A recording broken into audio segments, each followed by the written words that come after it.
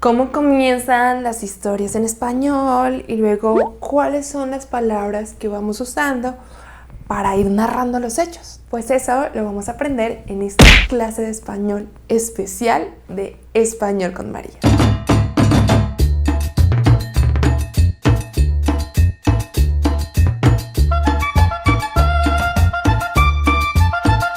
Hola mis amores, bienvenidos una vez más a Español con María, la forma tropical de aprender, practicar y mejorar su nivel de español. Yo soy María, soy colombiana y hoy les voy a enseñar las palabras que utilizamos en español para contar historias. Este video tiene unos apuntes especiales, ustedes pueden ir a mi sitio web, por aquí también les voy a dejar el botón para ir y visitarlo y que puedan descargar la ficha de estudio del video. Este tema es muy importante, sobre todo para todos aquellos que están pensando presentar un examen en español y probablemente en la parte oral o en la parte escrita de ese examen les van a pedir que cuenten una historia. Y estos marcadores temporales que vamos a estudiar aquí van a ser muy útiles para hacerlo.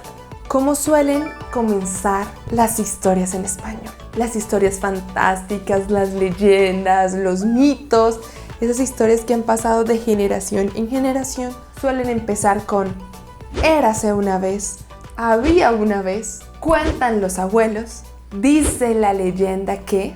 Y si vamos a contar una historia más bien como de un hecho que nos sucedió a nosotros o algo que pasó, pero no es como un cuento de hadas o una leyenda, podemos contar una vez. Una vez yo estaba caminando por el bosque y esto sucedió. Había una vez una princesa que vivía en el castillo. Érase una vez, en un lugar muy lejano, un reino en el que habitaban dragones. Cuentan los abuelos que un día en el bosque de la montaña se apareció el monstruo de 2 cabezas. Las historias son de hechos pasados, ¿no? Generalmente, incluso si son historias fantasiosas, las contamos como si fueran cosas que sí sucedieron. Y cuando estamos describiendo el pasado en español, es muy común que utilicemos el pretérito imperfecto del indicativo o, como yo se lo enseño a mis estudiantes, el pasado IAO.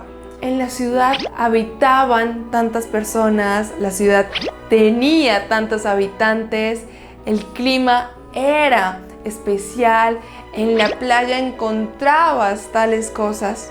Entonces el pasado IABA, o su nombre como correcto, pretérito imperfecto del indicativo, es especial para describir ese pasado. ¿Y cuáles marcadores temporales usamos? Podemos decir en aquel entonces, para ese entonces, cuando eso y hacía mucho tiempo.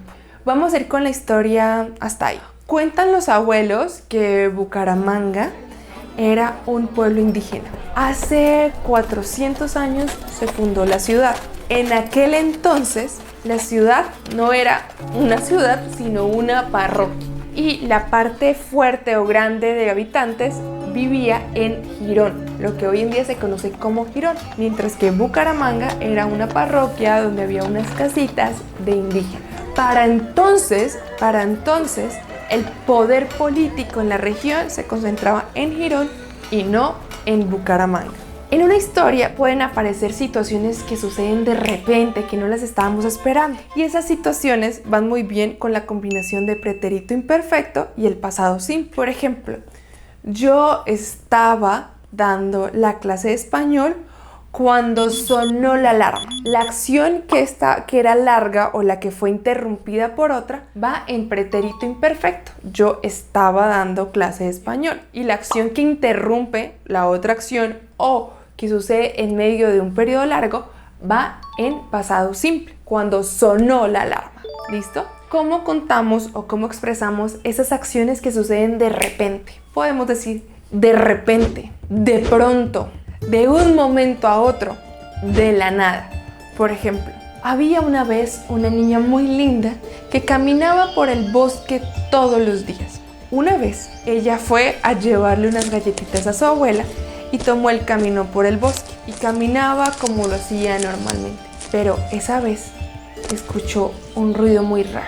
Se acercó al lago que había en el bosque y de repente del lago salió un pez gigante. ¿Sí ven? De repente, de la nada, de pronto, de un momento a otro. También podemos tener acciones que suceden a la vez que otra o mientras otra sucede. Para eso decimos mientras, a la vez, al tiempo, mientras tanto y al mismo tiempo. Por ejemplo, la niña caminaba por el bosque y al mismo tiempo un cazador estaba subiendo la montaña desde el otro lado, a la vez, al mismo tiempo. ¿Listo? Mientras la niña estaba caminando por el bosque, esta otra acción también sucedía. En las historias hay momentos clave que hacen que cambie el destino de los personajes. Esos momentos los podemos expresar con los siguientes marcadores. Sucedió algo increíble. A partir de ese momento, la ciudad cambió. Por ejemplo, llegó el tren a Macondo y a partir de ese momento, la ciudad cambió. A partir de ese momento. Desde entonces, los indígenas encontraron mucho oro en los ríos que estaban cerca de Bucaramanga. Y una vez, un empresario muy importante decidió establecer una empresa minera aquí. Desde entonces, el crecimiento de la ciudad fue imparable. Eso no es cierto, pero para contar la historia funciona desde entonces. También podemos usar al poco tiempo para indicar que algo cambió poco tiempo después. Por ejemplo, en la ciudad prohibieron las corridas de toros y al poco tiempo las plazas de toros se transformaron en centros educativos. ¿Sí ven? Algo que sucedió después. Por último, para terminar una historia que tiene un final que estábamos deseando o esperando, decimos por fin. Por ejemplo, y después de tantos problemas, la niña por fin volvió a su casa y se encontró con su mamá. Ahí mezclamos un montón de historias, pero les mostré cómo esos conectores nos sirven para contar una historia. Si ustedes van ahora al sitio web de Español con María, con el vocabulario de hoy van a tener un ejercicio de práctica formando historias. Si no quieren ir al sitio web para practicar, les puedo dejar aquí otros videos que hay en el canal de YouTube que les van a ser muy útiles. Recuerden suscribirse, seguirme en Instagram, en Facebook, en TikTok y por supuesto en Spotify, donde encuentran el podcast de Español con María. Eso fue todo por hoy. ¡Mua!